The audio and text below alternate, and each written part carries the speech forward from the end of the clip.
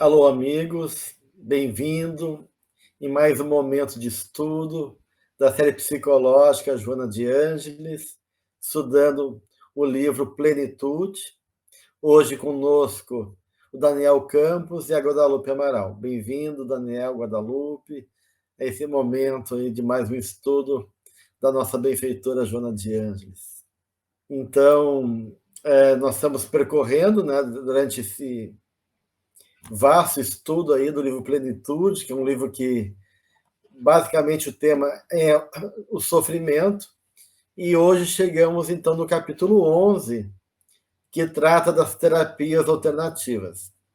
Neste capítulo, a benfeitora então vai trazer alguns elementos ligados à questão do sofrimento e, a partir disso, vai oferecer algumas ideias, alguns instrumentos para trabalhar a superação do sofrimento.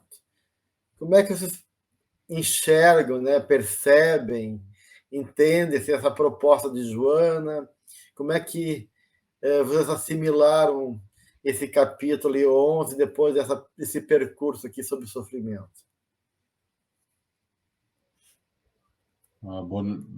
Olá a todos que nos acompanham aí no canal da Maçã do Caminho. Prazer mais uma vez estar aqui com vocês, realizando esse estudo. Eu acho interessante, né, como a Joana vem ampliar as nossas reflexões em termos de doutrina espírita, porque quando nós estudamos as obras básicas de Kardec, é uma orientação do próprio Allan Kardec que nos atenhamos, né, na construção da casa espírita, nas nossas atividades espíritas, né, nas terapias espíritas que são propostas dentro da codificação, que nos atenhamos, né, às orientações e os princípios estabelecidos pelos espíritos superiores dentro da obra, né, kardeciana e nas obras complementares, como André Luiz e outros espíritos. E a Joana, ela amplia uma possibilidade de terapia para que busquemos também em aspectos científicos, né, em terapias aí já consolidadas em outras áreas, ao mesmo tempo que ela propõe essa busca, ela nos pede, né, ou nos orienta que há essa janela, né, de cura, há essa possibilidade de se lidar com o sofrimento, mas que não necessariamente deveríamos levar isso para dentro da casa espírita, construindo isso como uma terapêutica dentro da casa espírita, né? Mas como uma porta científica, podemos buscar extra experiência espírita nesse sentido. Eu acho muito interessante porque valoriza, né, os estudos científicos e traz mais uma possibilidade de enfrentamento do sofrimento, vendo o sofrimento como uma questão das matrizes espirituais, né? Não só como um sofrimento físico.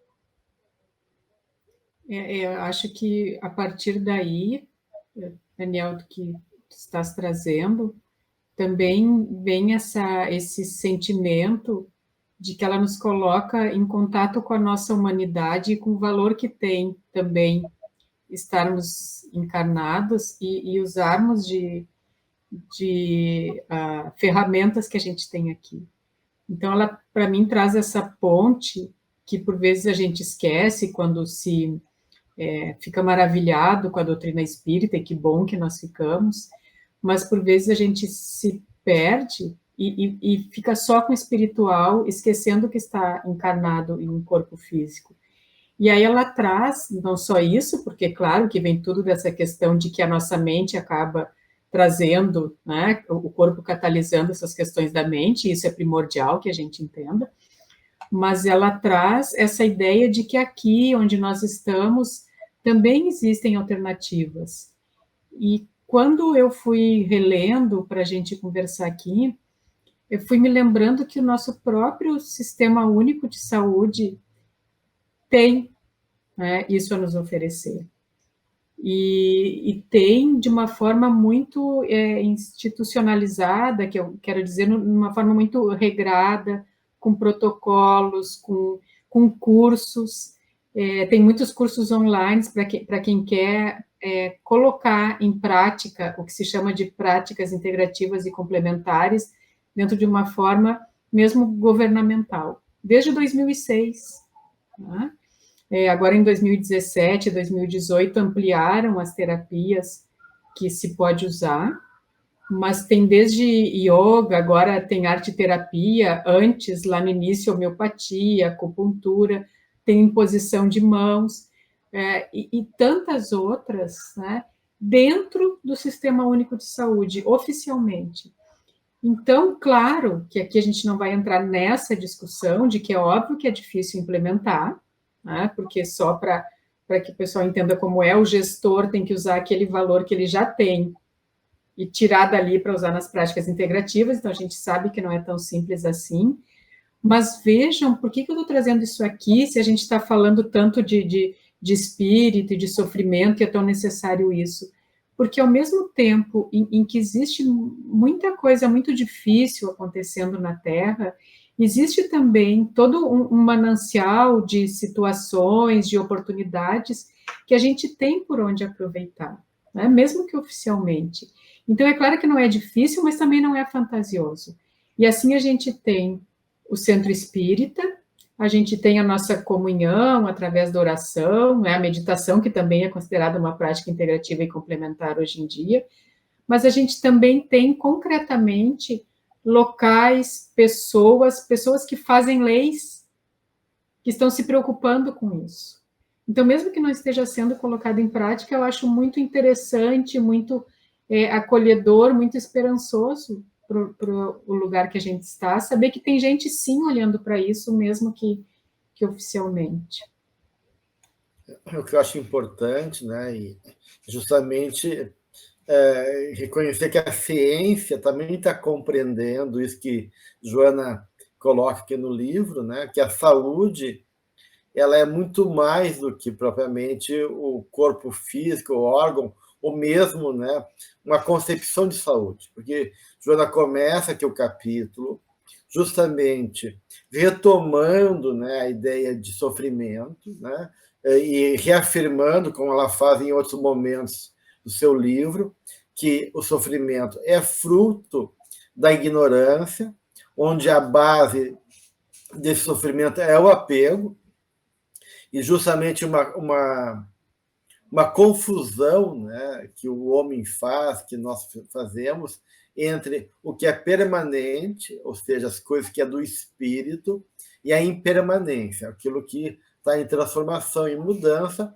e que diz respeito ao mundo material, como o nosso corpo, que é impermanente, uma hora a gente está encarnado, e com o tempo, naturalmente, esse corpo vai envelhecendo, vai adoecendo, e chegará um momento que a gente não vai poder mais fazer o uso dele. Então, isso é impermanente. A beleza do corpo, né? E assim por diante. Ou seja, toda vez que a gente se confunde, né? E troca o que é o que é permanente, que são os valores espirituais, pelo aquilo que é impermanente, através do apego, a gente gera sofrimento.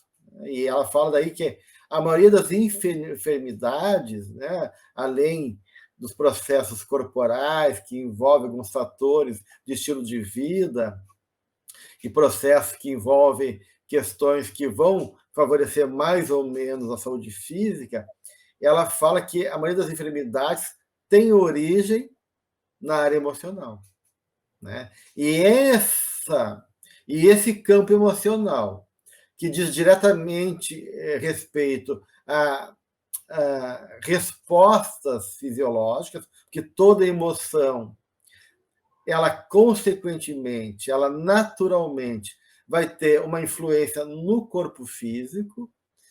A benfeitora vai dizer que essa dinâmica emocional vai gerar, então, um desequilíbrio do campo energético. E esse desequilíbrio do campo energético, leia-se também perispírito, né, vai, consequentemente, se fazer sentir no nosso equilíbrio mental e também, consequentemente, no corpo físico, né, mudando a estrutura orgânica, como a benfeitora nos coloca. E aí que ela traz essa diferença, né, entre a medicina ocidental, como vocês já colocaram aqui, de uma certa maneira, que a medicina ocidental ela se ocupa da doença, ela tenta se opor à doença, combatendo os elementos que ameaçam o organismo, E a visão oriental de saúde não foca na doença, foca no doente, né? Numa doença, a pessoa em desequilíbrio, né? E ela vai focar justamente nesse campo energético aí, né? Mostrando que, na verdade, a questão da doença é muito mais uma questão de atitude, de postura, do desequilíbrio que a gente vai impondo para nós mesmos, né? E, consequentemente, os efeitos desse desequilíbrio. E aí que traz as técnicas, então, as terapias alternativas, que atualmente são aceitas, que é um avanço, né? Isso que a Guadalupe está trazendo, um avanço da medicina, do sistema de saúde brasileiro, que consegue, então, começar a reconhecer justamente isso, que para uma saúde plena, não só os aspectos fisiológicos e corporais têm que estar contemplados, mas aspectos outros, sociais, afetivos e espirituais. E aí começa a entrar, então, né, todo esse acolhimento dessas abordagens que trabalham com as técnicas e tratamentos integrativos ou complementares, como a Guadalupe falou. Então, eu vejo realmente um movimento bem positivo aí, de uma visão mais integrativa mesmo, mais ampla da realidade do ser humano, onde esse aspecto energético e também espiritual começa a ser reconhecido. Ela traz aqui, né, Gelson e Guadalupe, ela fala da materialização transitória da realidade, né? E que isso não só vai gerar um aspecto psicológico ilusório, né, de uma lógica de ver o mundo que vai gerar sofrimento, mas ela fala também de uma medicina que se organiza a partir também dessa lógica material de retirada do sintoma, né?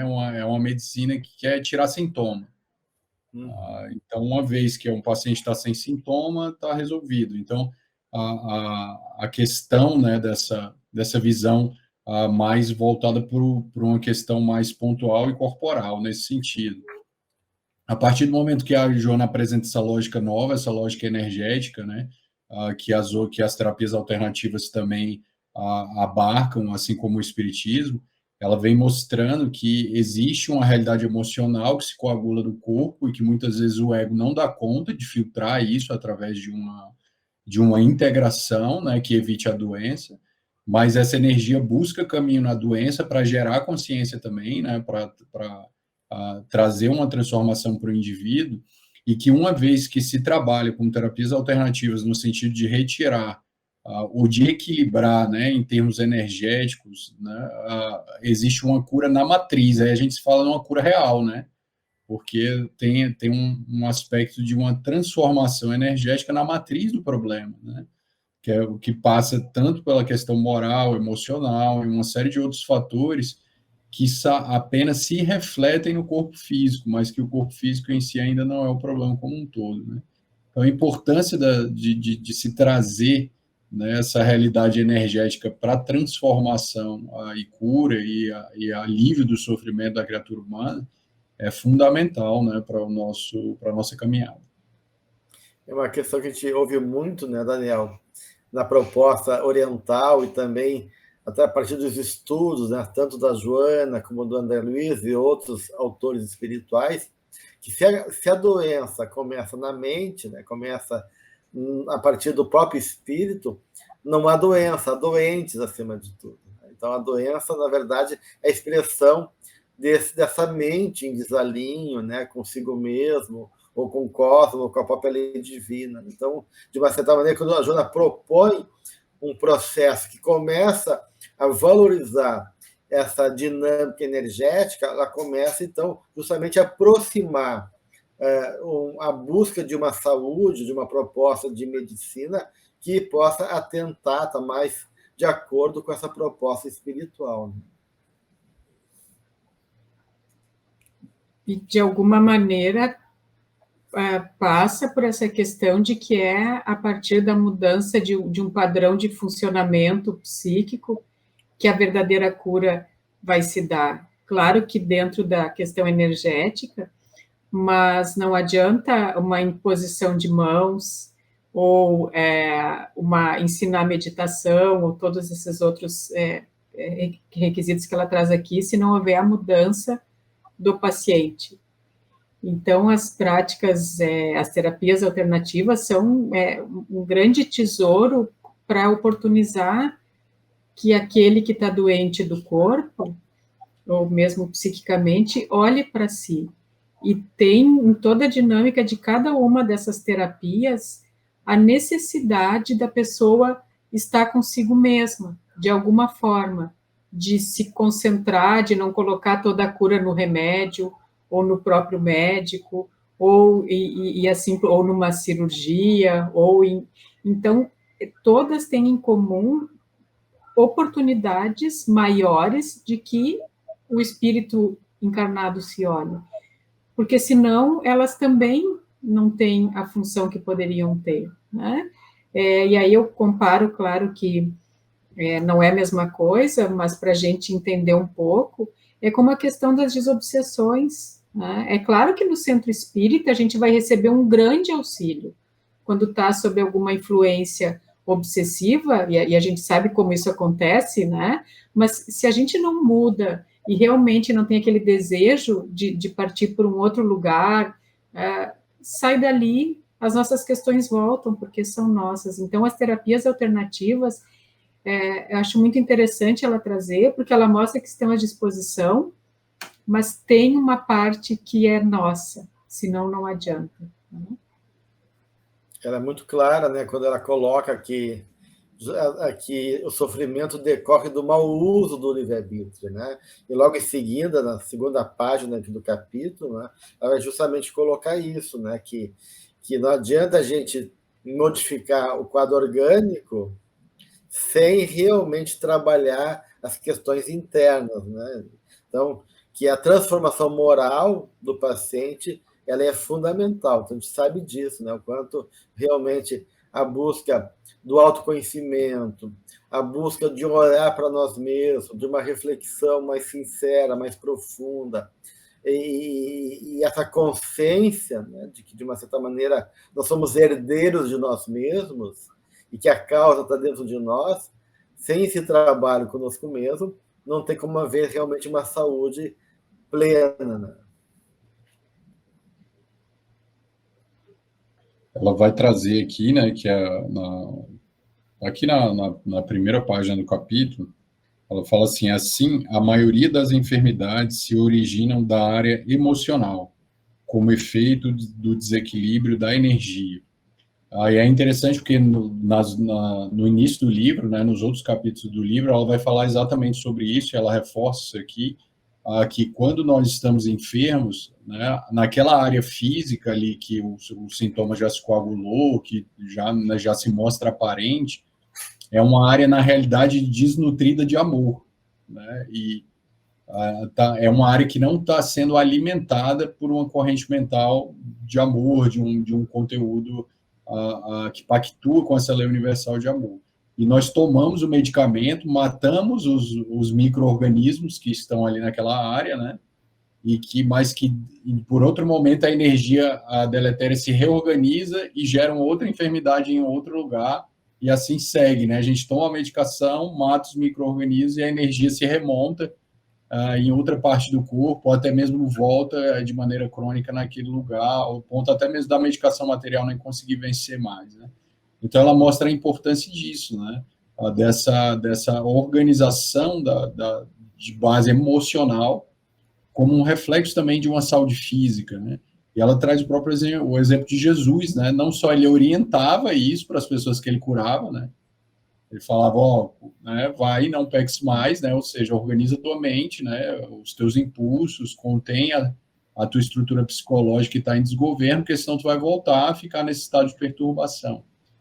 E muitos das pessoas que ele curou reincidiram emocionalmente, fisicamente outra vez. E ele, como exemplo máximo de tudo, né, um indivíduo que nunca enfermou, né, nós não conhecemos na biografia de Jesus de um Jesus doente, né, que padece qualquer tipo de psicopatologia ou enfermidade física, né, como uma expressão máxima dessa energia que nutre e vitaliza toda a estrutura física, né, evitando a instalação de qualquer tipo de patologia no nível emocional ou físico. E aí, a partir disso, ela começa a trazer, né, vários várias propostas que milenarmente já se conhecem, né? Desde a sabedoria lá que vem do Egito, passando pela Grécia, passando por toda a história, né, da humanidade, de outro lado, o Oriente, né, com a China, com a Índia, que também reflete essa visão desse campo energético, desse sistema de energias, né, que tem que ser trabalhado, onde envolve, de uma certa maneira, não só o corpo físico, mas também o corpo sutil, o corpo perispiritual, o corpo bioplasmático. Então, de uma certa maneira, esse sistema de saúde, eles contemplam essa visão trina do ser humano, espírito, corpo e perispírito. Né? Então, a gente lá vê os chakras na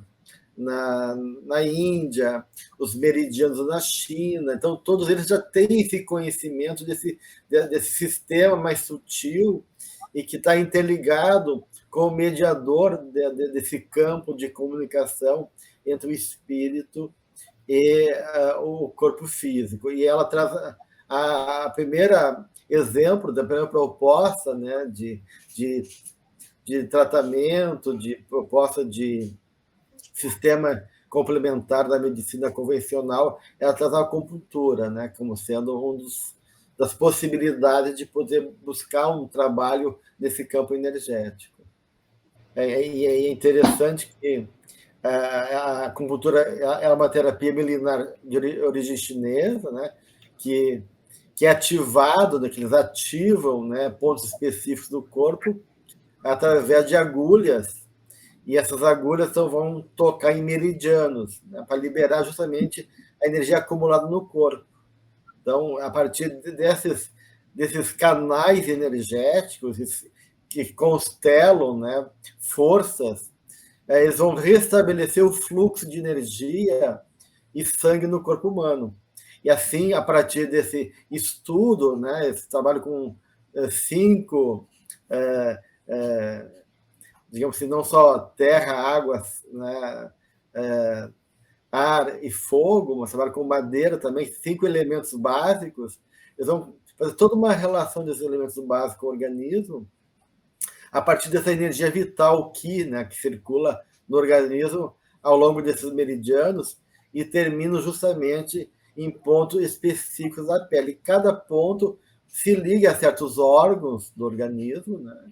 E aí esse bom funcionamento do corpo, a gente pode dizer assim, depende justamente do equilíbrio entre as duas forças que são complementares, que formam o Qi, que é o Yin e o Yang, né, que compõem o Qi, e essa energia do Yin e Yang circulam através do perispírito e dos meridianos do corpo, mobilizando, então, né, uma série de dinâmicas energéticas, tanto em favor do equilíbrio ou, em algum momento, para o desequilíbrio, gerando, então, as enfermidades. Né?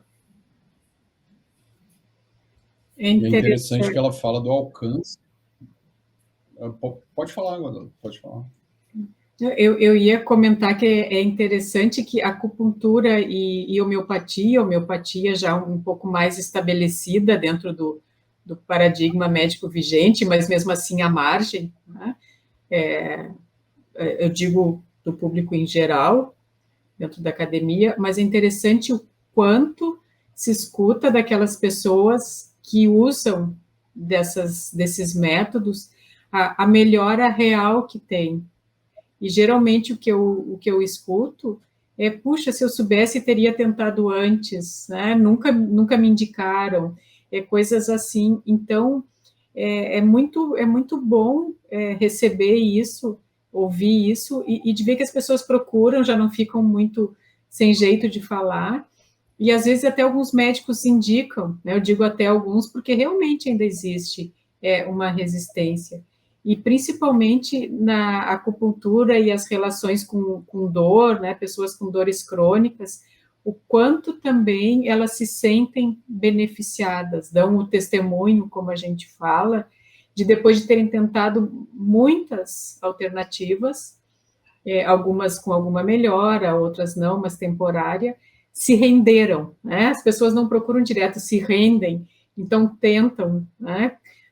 Aquilo, porque e realmente ali está algo que estavam procurando. Chegam na hora que deveriam chegar até aquele método, a gente sabe que tem todo um caminho, mas é muito bom que está se abrindo realmente os olhos, nós, uns dos outros, através, de novo, eu volto ao sofrimento, né? E através da dor, mas dessa procura que vem pelo corpo físico em muitos de nós, mas que, de alguma forma, desperta, né? Desperta até mesmo a humildade, às vezes, de dizer, puxa, meu médico não gosta, ou eu ouvi da vizinha que é ruim, mas eu vou lá tentar, e eu não só tento, mas dou o braço a torcer.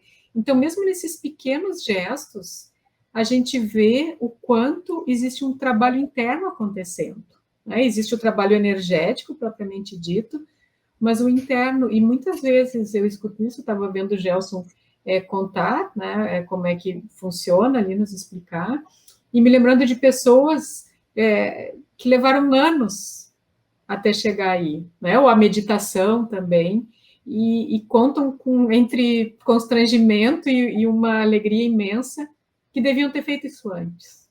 E então é muito interessante também o potencial dessas terapias.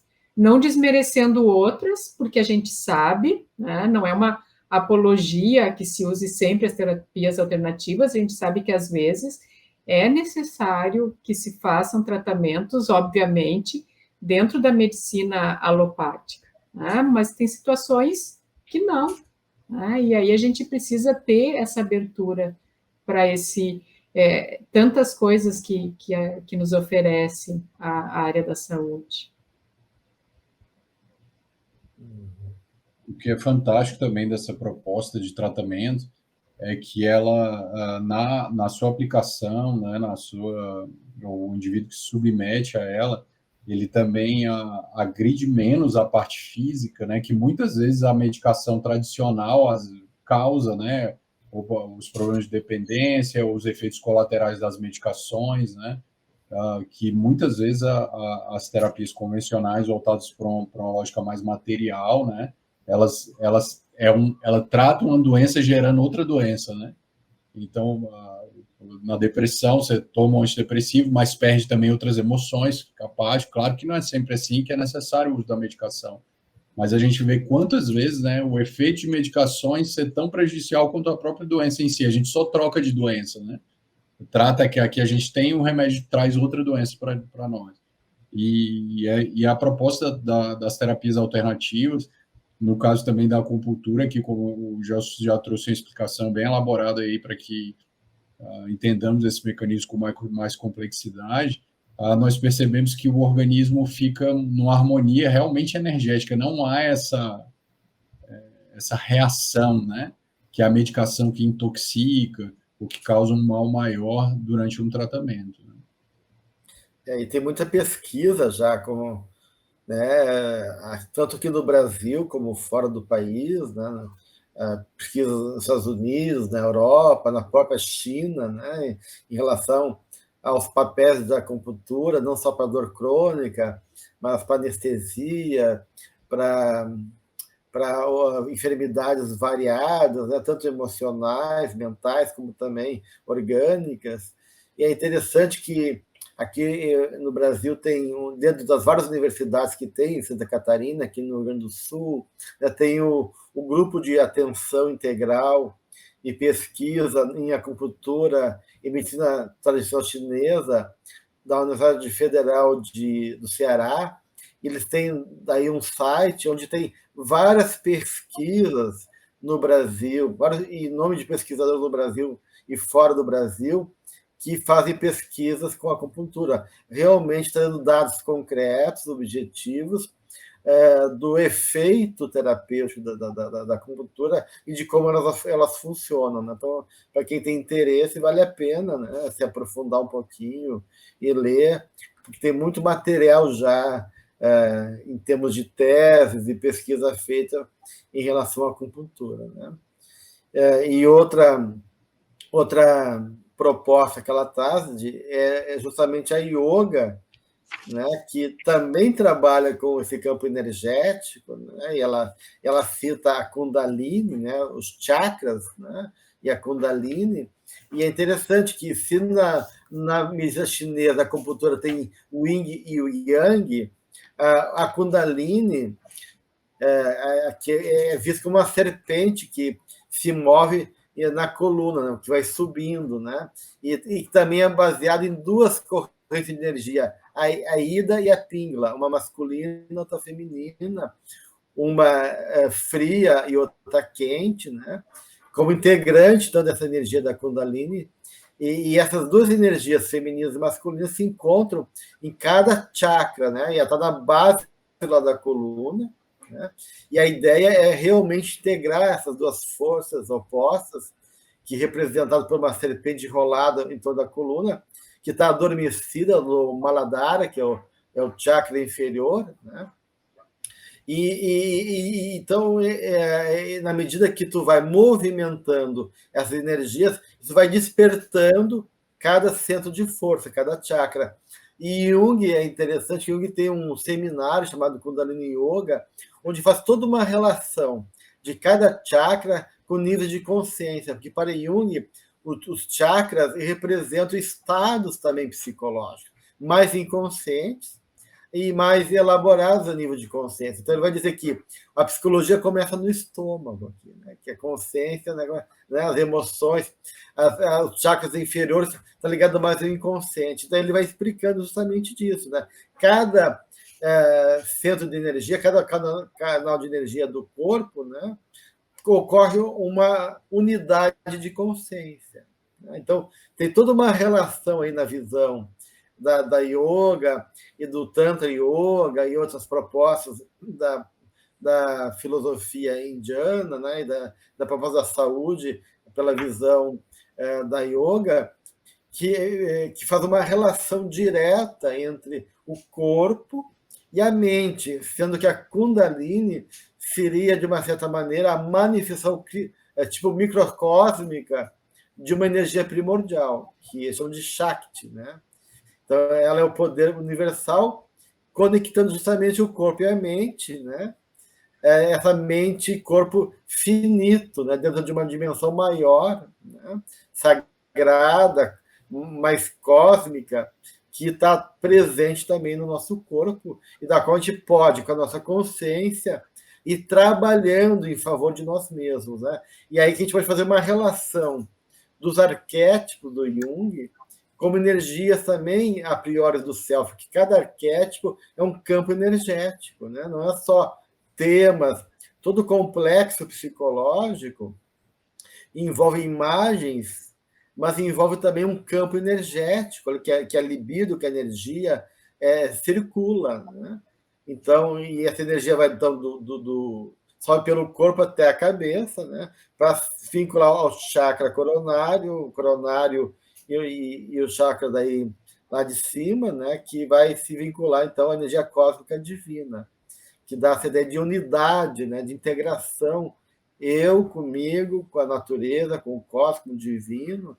Então, toda essa ideia da Kundalini tem a ver também com o nível de realidade e de consciência que vão sendo trabalhados à medida que cada chakra é trabalhado, né? Então, e o chakra coronário do coração integra tanto a energia que vem de baixo da Terra, como a energia que vem do cosmos através da cabeça. Né? Então, é bem interessante a proposta também da visão que eles têm. E a própria relação, trazendo isso que tu está falando, Gelson, me lembrei dos órgãos de choque que nós acabamos tendo, né?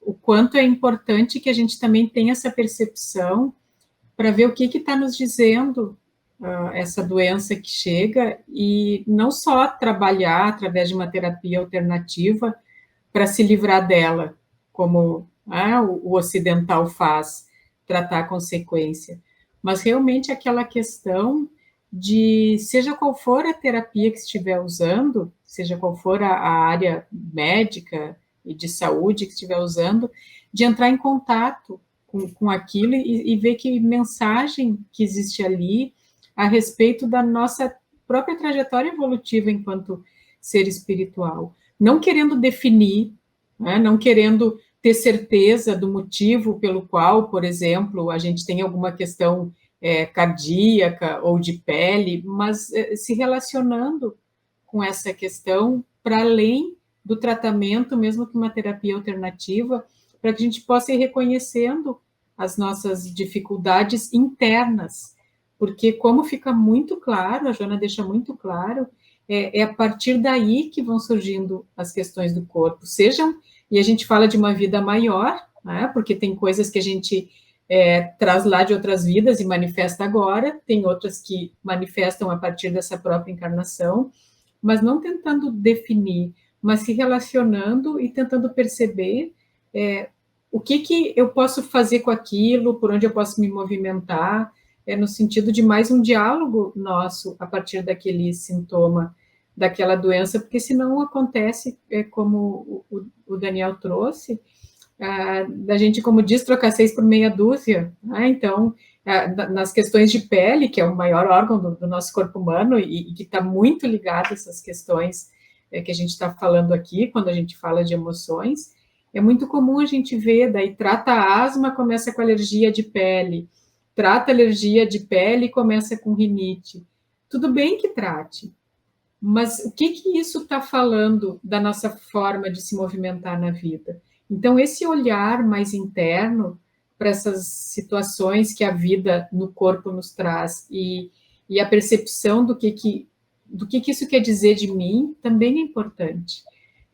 Porque nós temos essa tendência que está se desfazendo de realmente olhar para a consequência, né, e tentar se livrar da consequência. E, às vezes, racionalmente, tentar ficar explicando a consequência. Mas a gente, às vezes, só não se entrega para olhar para a causa, trabalhar a causa e seguir em frente. Então, acho que esse olhar para qual órgão, né? Ou indo lá para a questão do yoga e mesmo que a gente falou dos chakras, qual é o chakra que está ali mais desajustado? Né? Em qual órgão? O que eu consigo perceber? Então, isso tudo está falando da nossa relação nossa conosco mesmo. E é importante que a gente tenha esse olhar e não ponha nas mãos até mesmo da terapia alternativa.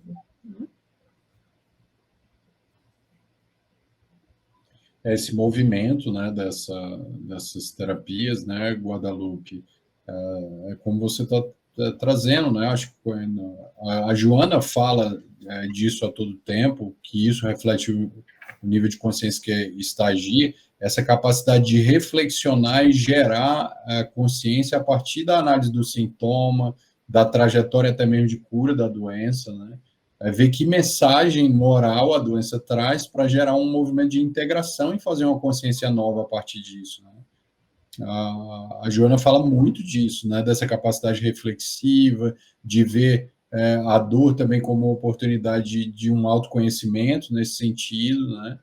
E a nossa lógica, né, como tu trouxe, a lógica do ocidental, que é essa lógica de retirada do sintoma, ela muitas vezes nos gera esse bloqueio, né, de fazer um mergulho maior nessa imagem mais simbólica que o sintoma traz, como um fio que deve ser puxado para o autoconhecimento, né, para a ampliação da consciência, que dentro desse sintoma ou dentro dessa energia, né, tem uma parte nossa que precisa ser reconhecida, né, que precisa ser integrada, que precisa ser conhecida, que precisa vir à luz, né, se tornar mais adaptada. Então, todo esse movimento energético, as terapias alternativas proporcionam, né, trabalhar esse nível, mas que também precisa dessa análise, dessa reflexão, porque senão, mais uma vez, é um espantar-moscas, né, de uma chaga aberta. Né? O interessante disso tudo, né, Daniel, que esses exemplos que a Joana está trazendo é para mostrar que tudo é vibração no universo, né? Que o universo vibra, né? Tudo é vibração e essas vibrações têm qualidades, né? E essas qualidades têm uma correspondência entre o material e o espiritual, né? Essa visão que os alquimistas tinham, né? Que o que acontece dentro também acontece fora, né? Então, o exemplo aqui da cromoterapia que ela fala, né? Que a cor é um comprimento de onda, né? uma resposta da luz, né, da refração da luz. Então, de uma certa maneira, cada cor representa também um padrão vibratório, né? E quando o filósofo Goethe, escreveu o livro A Teoria das Cores, ele justamente escreveu todo o estudo sobre os efeitos físicos e psicológicos das cores nas pessoas. E é um conhecimento que já vem também lá desde o Egito, né, passando pela Índia, Grécia e China, né, porque cada cor possui uma vibração. Então, o universo está vivo, ele pulsa, né? Ele pulsa. E essa pulsação do universo, né, a expansão, retração, que tem como a respiração, né, o inspiro e exalo, né, e tudo é som e luz no universo, né? E esse jogo de som e luz, né, ele forma esse campo vibratório que corresponde ao nosso campo também energético, daquilo que nós, como espíritos, né, exalamos, né, a partir da nossa atitude, da nossa mente, das nossas emoções. Então, as cores também representando uma frequência, né, magnética e vibratória, elas vão poder tocar, né, sintonizar com o nosso campo emocional, vibratório, energético, e gerando, né, efeitos. As cores podem inspirar, pode acalmar, pode excitar, pode emitir diferentes vibrações que vão repercutir também no nosso campo mental e emocional. Então, acho que isso que é o legal aí da proposta da Joana, é poder compreender essa dinâmica energética e vibracional que move toda a realidade material numa ciência oculta, né? Por trás desse campo material tem forças espirituais, seja em que nível for, um nível bem primário, lá do cristal, do animalzinho, da planta, até no nível mais elaborado, que é o nível do homem. O espírito André Luiz, né, ao longo da sua coleção, não me recordo exatamente qual livro que ele traz essa informação, mas ele fazendo uma análise da produção, né, da usina mental, que é o nosso espírito, né, que usina a matéria mental. Ele vai falar à medida que essa mente usina as formas, pensamento, ele faz uma análise, né, dessa estrutura energética que é liberada, dessa criação que é liberada da nossa mente. Então, ele explica que essa estrutura, que a gente pode entender algo muito próximo a um complexo, né, espiritual, um complexo psicológico, né, ele fala que essa energia ela tem um peso, ela tem um cheiro, ela tem uma cor. Ele vai relatando todas as facetas da forma pensamento, né, que ela tem um som. Então, e as terapias alternativas é como elas alcançam também esse nível, né, dessas estruturas energéticas que se organizam, que se configuram a partir da nossa mente e que alcançam, né, essa realidade que é multifacetária, né? Então, quando você trabalha a cor na cromoterapia, você está trabalhando um lado dessa forma, né? Quando você trabalha ali na homeopatia, você está trabalhando um outro aspecto. É tanto que muitas vezes tem tratamentos que precisam ser conjugados e repetidos, né, várias vezes para que seja vencida essa estrutura, né? Eu acho muito interessante essa explicação que o André Luiz traz, né, porque ele chega a explicar a própria ideia das alucinações que a gente tem, né, que sons que a gente escuta, cheiros que são uma realidade só da nossa alma, né, e que essas terapias alternativas têm essa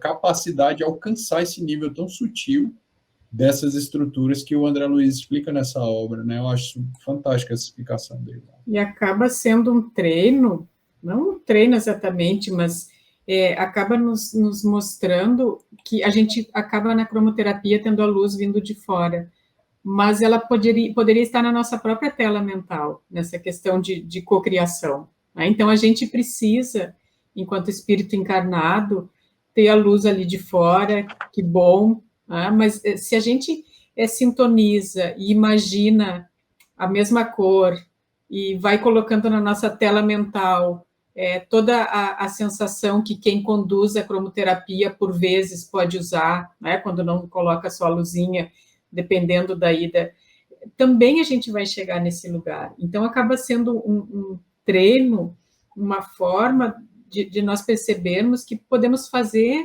a nossa cromoterapia em qualquer lugar, no sentido de uma cocriação mental, de imaginar, então, aquele azul que acalma, ou mesmo aquela cor mais forte, ligada a uma cura de uma cor mais quente, né? Como ela cita aqui o vermelho.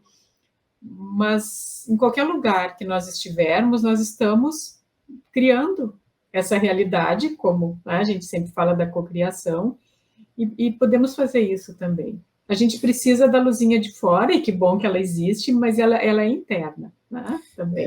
Essa vibração, né, Guadalupe, é feito de ritmo e de força de expansão e contração. Então, literalmente, também nós emitimos cores, né, com a nossa áurea, né, que reflete a natureza da nossa alma, né? Então, para tu ver como essa relação da qualidade dos valores morais e do teor do nosso pensamento, como o Daniel falou, vai ter cheiro, vai ter sabor e vai ter cor, né? Então, de certa maneira, essas cores permeiam a nossa vida, e por isso que realmente a gente pode se concentrar, né? A respiração também, respirar com calma, sentindo, colocando um ritmo mais harmônico, da pessoa que está com ansiedade, né? Sabe que se a pessoa com ansiedade ela prestar atenção na respiração, né, e poder respirar pausadamente, com profundidade, aquilo vai ter um efeito de amenizar a ansiedade. Assim como se eu escrever o que eu estou sentindo, se estou ansioso, só o fato de eu escrever e me relacionar com aquele conteúdo também pode acalmar. Então, de uma certa maneira, tudo isso fala desse movimento energético que envolve ritmo, que envolve vibração, envolve um encadenciamento mais harmônico e desarmônico de nós mesmos, né? E quando a gente mentaliza uma cor, como tu falou da cor azul, que é uma cor que está ligada à segurança, à compreensão, que simboliza lealdade, tranquilidade, então é a cor mais relaxante, né? A gente sabe que a cor ela pode ajudar para a qualidade do sono, então, né? Então, junto com a respiração, eu posso imaginar, né, um ambiente azulado, né? Tudo isso são formas de eu poder me conectar vibratoriamente com aquela faixa, né, da calma que eu estou precisando e ajudar, então, eu poder compreender o caminho para a calma interna e assim me predispor a um relaxamento, a dormir melhor e harmonizar também meu campo energético. É bem interessante como tudo está muito integrado, né? Então, está tudo de uma certa maneira. Tem essa lei da semelhança, da correspondência, né?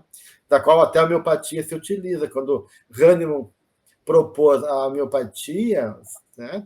Que na verdade, diz algum que existe há mais de 220 anos, e eu já ouvi falar, não sei até que ponto isso é correto, mas que é o sistema de saúde mais utilizado no mundo inteiro, né?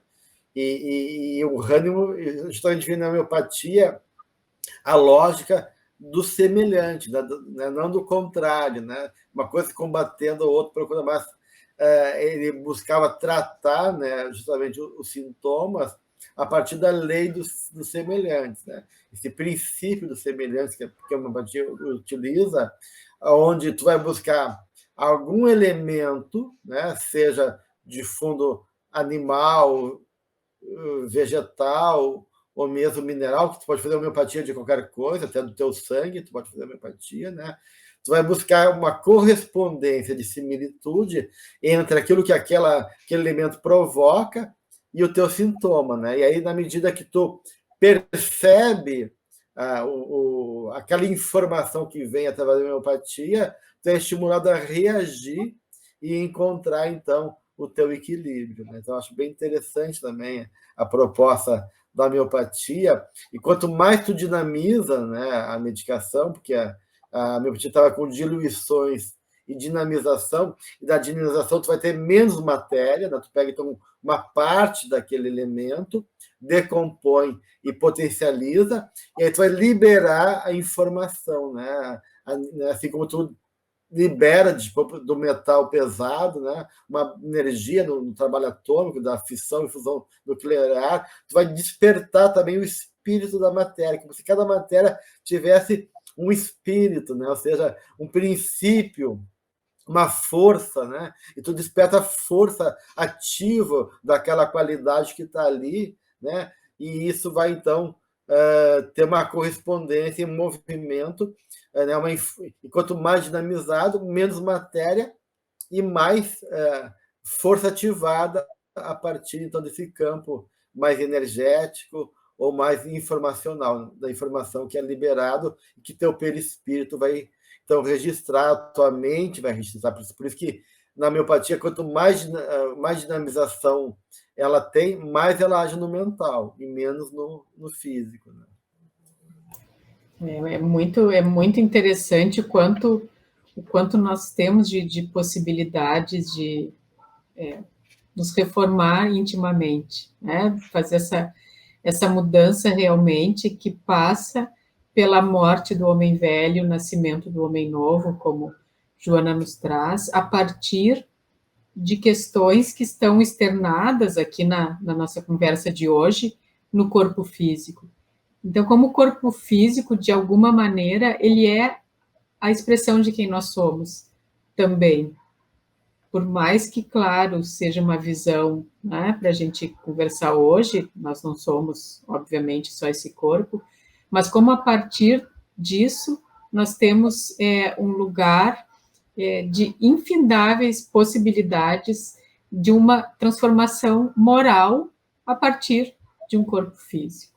Então, isso também eu acho interessante dentro dessa perfeição da obra divina, que cada coisa que vai nos acontecendo vai nos trazendo essa oportunidade de uma transformação interna, né? E uma outra coisa, quando vocês estavam falando, que eu queria de passagem lembrar, como a gente está tocando muito assim na questão das doenças hoje e de como a gente trata as terapias alternativas, é que também, quando se faça isso, se entenda que às vezes a gente faz tudo muito certo, né? De uma forma muito adequada, de uma entrega muito genuína, e mesmo assim a doença permanece ali, né, do corpo físico. Mas a gente não sabe qual é o caminho dela.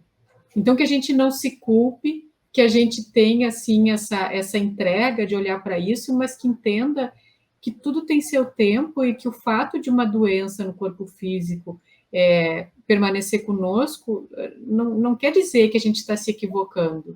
Tá? Então, tem muita coisa que a gente só vai saber lá um dia, quando desencarnar. Porque eu trago isso porque, senão, muitos de nós acabam se culpando de achar que não estão fazendo nada certo e que, né, não tem jeito, naquela dinâmica ali, de não perceber que nós não somos só esse corpo e só esse momento. E o que a gente pode fazer é fazer o melhor possível dentro das nossas possibilidades no momento que a gente tem. Até porque a doença, né, Guadalupe, muitas vezes é resultado de um processo que está lá na frente de uma desarmonia do espírito que começou 3, 4 encarnações anteriores, né?